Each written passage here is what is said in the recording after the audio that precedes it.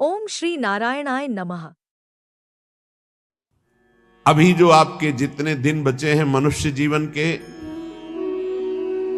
ये प्राय प्रश्न बना रहता, मुझसे पाप हो गए, क्या क्षमा कर देंगे भगवान? तो ध्यान से सुनिए, मनुष्य जीवन में अभी जो आपके दिन बचे हैं, यदि उन दिनों का ज्ञान पूर्वक सदुपयोग करें, अर्थात नाम जप करते हुए पूर्व में जो पाप किए पुनः ना होने पावे, तो मैं तुम्हें वचन देता हूं कि तुम्हारे सारे पाप मेरे प्रभु क्षमा कर देंगे।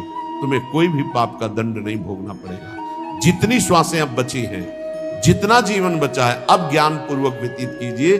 कोई पाप कर्म जो पीछे हुए पुनः मत कीजिए और नाम जप कीजिए, सारे पाप आपके प्रभु क्षमा कर देंगे। गीता जी, सर्वधर्मान परित्यज्य मामेकम शरणम ब्रज अहम त्वाम सर्व पापेभ्यो मोक्षयिष्यामि मा शुचा। श्री भगवान के वचन है।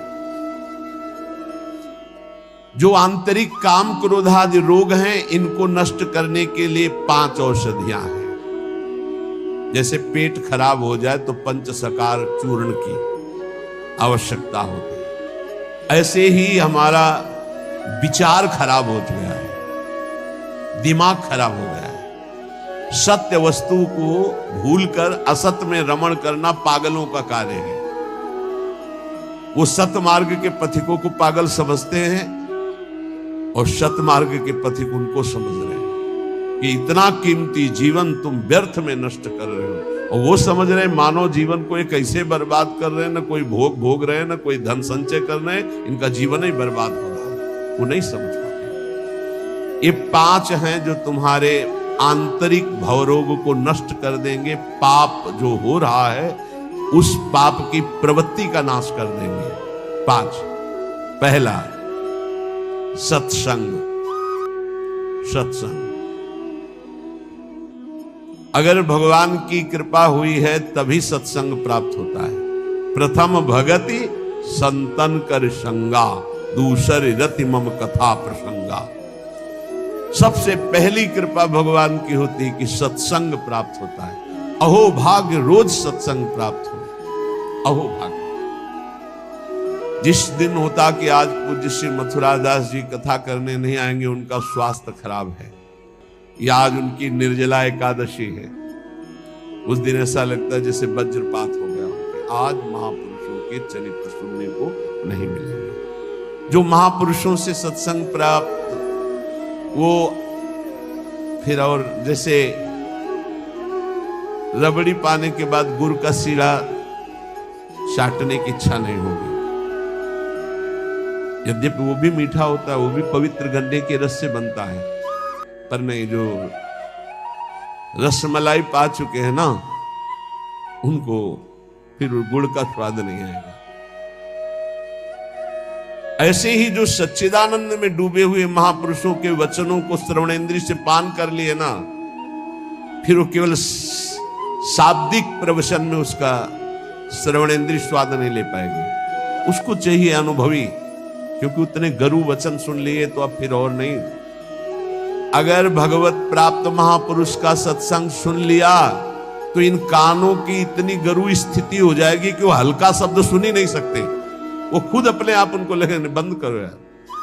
वो कान इतने बड़े व्यसनी हो चुके हैं भगवदानंद के कि बिना भगवदानंद प्राप्त हुए महापुरुष के वचन उसे अच्छे ही नहीं लगेंगे। जब द्रवय दीन दयालु राघव तो साधु संगति पाए। पहला है आंतरिक रोगों के नाश करने का उपाय सत्संग। जिसे सत्संग मिल गया, बड़ी भारी विजय प्राप्त करने का अवसर मिल गया। रोज सत्संग में असत विकारों के प्रति हे भाव और भगवान की प्राप्ति के लिए उत्साह पैदा होता है, रोज जो सत्संग सुनते हैं। दूसरा, पहला सत्संग, दूसरा स्वाध्याय। जो हमारे आचार्य की वाणी है, जो गुरुदेव ने आदेश किया जिन ग्रंथों का स्वाध्याय करने के लिए, उन्हीं ग्रंथों का स्वाध्याय करना चाहिए। स्वाध्याय का मतलब नहीं कि कुछ भी स्वाध्याय करो, नहीं, गुरुदेव के अनुसार शास्त्र स्वाध्याय करना चाहिए, जो गुरुदेव आदेश कर रहे हैं। जो आचार्य वाणी है, जो हमारी उपासना में हमको पुष्ट कर सकते हैं, वही स्वाध्याय करना चाहिए। तीसरा है आहार, स्वल्पाहार। सत्संग, स्वाध्याय, स्वल्पाहार। आहार का बहुत बड़ा रोल है जीवन के उत्थान में। भगवान शंकराचार्य जी ने भी साधन पंचक लिखा है, उसके एक एक शब्द का आगे श्लोक तो बहुत बड़े। वेदो नित्यम अधीयताम संगा सत्सु विधीयताम महावाक्यार्थस्य विचारिताम क्षुद व्याधि चिकित्सताम एकांते सुखमास्यताम। 5 बातें, इन्हीं का विस्तार वर्णन किया है। वेदो नित्यम अधीयताम, नित्य शास्त्रों का स्वाध्याय होना चाहिए। संगा सत्सु विधीयताम, भगवत प्राप्त महापुरुषों का संग होना चाहिए। महावाक्यार्थस्य विचारताम, उनके द्वारा जो बोले गए वचन हैं उनको विचार करके चिंतन के द्वारा अपनी स्थिति बनानी चाहिए। चौथा अपने आप कहा, जो इसमें तीसरे में स्वल्पाहार है, उसमें कहा क्षुध व्याधि चिकित्सताम, क्षुधा रूपी व्याधि की चिकित्सा करे। भिक्षान्नम औषधम, जैसे व्याधि की औषधि के द्वारा, तो क्षुधा रूपी व्याधि की भिक्षान्न के द्वारा विरक्त और धर्म के द्वारा कमाए हुए अन्न से ग्रस्त, वो भी स्वल्पाहारम, भूख से कम। बहुत बड़ा इसमें योग है, आप अच्छे से समझ लीजिए। आप समझते हैं अधिक पाने से आप बलवान होंगे, बिल्कुल भूल है आपकी, ये भूल बहुत बड़ी है। अल्पाहार करने से जीवनी शक्ति बहुत प्रबल होती है। जितना आप भजन में उन्मत्त होने वाले महापुरुषों को देखेंगे वो अल्पाहार करने वाले होंगे। अधिक आहार करने में प्रमाद स्थिति बढ़ती, तमोगुण बढ़ता है। ये रहस्य जान लीजिए। अल्पाहार करोगे आप में बहुत तेज बना रहेगा, आप में जीवनी शक्ति। जो अधिक पा लेते पूरी शक्ति पचाने में लगती, तो भजन आदि में नहीं, प्रमाद स्थिति रहती है।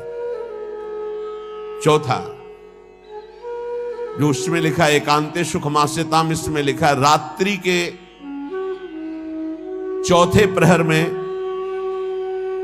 भागवती क्रियाओं का अनुष्ठान करना चाहिए। ध्यान है, नाम जप है, तो अपने यहां तो ऐसी बढ़िया दिनचर्या है कि आपको अनुष्ठान करने की जरूरत नहीं, सम्मिलित होने की जरूरत है।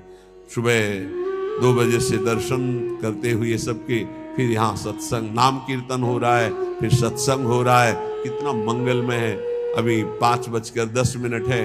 सौभाग्य है कि आप कब से बैठे हैं और यहाँ किसी की नींद भी नहीं खुली होगी अभी। जो प्रातःकालीन बेला पर जग करके भागवती का अनुष्ठान करता है, वो आंतरिक विकारों पर विजय प्राप्त कर लेता है। स्वप्न दोष 4 बजे सोने वाले को ही बहुत जोर के होते हैं। जो प्रातः 3 बजे से जग जाते हैं, 10 बजे के बाद सोते हैं, स्वप्न दोष होने की संभावना ही नहीं रहती। यदि वो सावधान है तो गलत क्रिया करते हैं, गलत भोजन करते हैं, उनकी बात अलग है। नहीं, समय ही नहीं है। प्रायः 3, 4, 5, 6 इसमें स्वप्न दोष होता है प्रातःकालीन बेला पर। और जो गंदे आचरण करते हैं उनकी तो कोई चर्चा ही नहीं है। 5वां,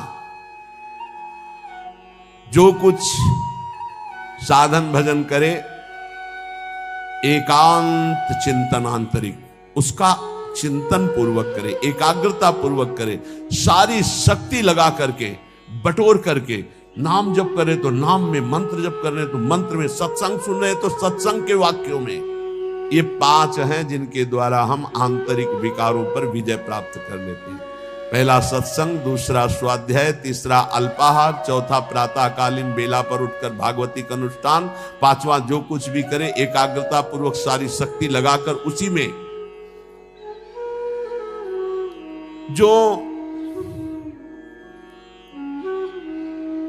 अपने ऊपर हर समय ईश्वर की, आराध्य देव की कृपा का अनुभव करता रहता है, ये बहुत बड़ी बात है। हर परिस्थिति में बड़ी कृपा, श्री जी की बड़ी कृपा, श्री जी की बड़ी कृपा।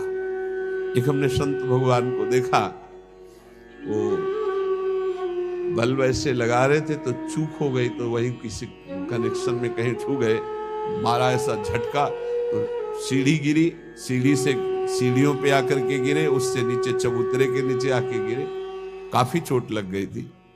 तो दौड़ करके उनको उठाया तो उनका बड़ी कृपा, निपट गए, बड़ी कृपा। निपटा दिया प्रभु ने, बड़ी बात थोड़ी में निपटा दिया, बड़ी कृपा। और मुस्कुरा रहे थे और कई जगह चोट दिखाई दे रही थी। ये संत हृदय, बड़ी कृपा, निपट गए, बड़े अपराध को छोटे में काट दिया, निपट गए, बड़ी कृपा। जब अपने दास के ऊपर प्रभु कृपा करते हैं तो उसके हृदय में सद्गुणों का खजाना खोल देते हैं, जो हर समय अनुभव करता रहता मेरे ऊपर बड़ी कृपा है। फिर उसको अपने आप में मिलाकर एक कर देते हैं।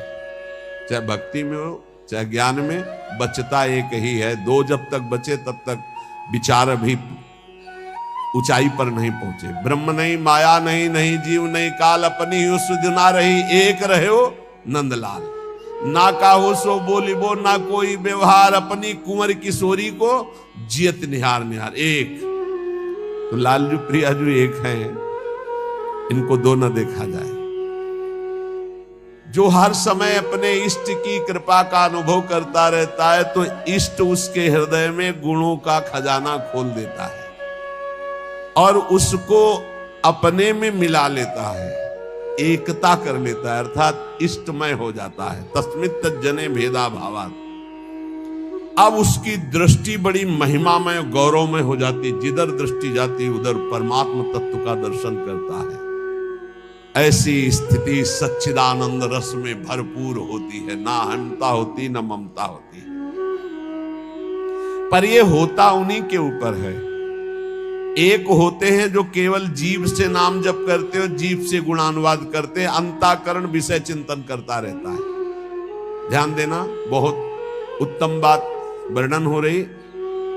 पहली बात कही कि जो जीव हर समय उपासक के कृपा का अनुभव करता रहता, बड़ी कृपा, बड़ी कृपा, दुख में भी सुख में बड़ी कृपा, उसके हृदय में गुणों का खजाना खोल देते हैं और उसको एकता में मिला लेते हैं, अपने में मिला लेते हैं भगवान।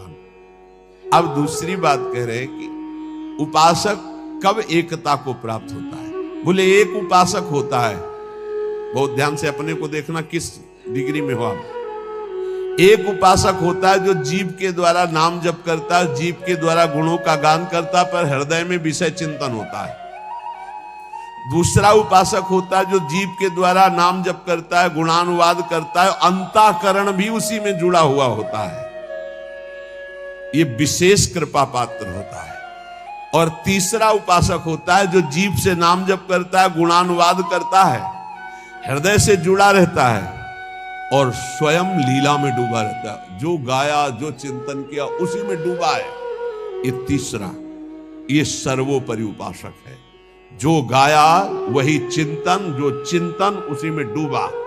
एक गान कर रहा है लेकिन चिंतन विषय का हो रहा है, एक गान भी कर रहा है चिंतन भी कर रहा है, एक गान भी कर रहा है चिंतन भी कर रहा है और डूबा भी उसी में है, सुध ही नहीं।